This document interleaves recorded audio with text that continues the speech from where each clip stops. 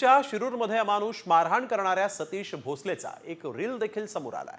त्यात तो हजारो रुपये त्याच्या कारमध्ये घेऊन जाताना दिसतोय। यामध्ये सतीश भोसले हा पुढे कारच्या काचेजवळ नोटांचं बंडल फेकतोय।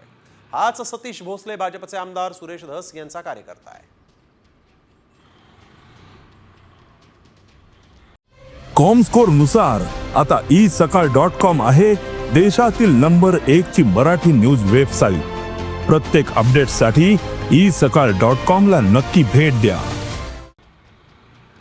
लाखो रुपये या ठिकाणी या दृश्यांमध्ये आपण बघतोय। अशा पद्धतीनं हा ते पैसे फेकतोय आणि कार चालवत असताना डॅशबोर्डवर हाच मारहाण करणारा माणूस जो आहे तो इथं पैसे कसे फेकतोय ते आपण पाहू शकतो। लाखो रुपये या ठिकाणी या व्यक्तीनं कारच्या डॅशबोर्डवर ठेवलेले आहेत आणि सरास कार चालवतोय।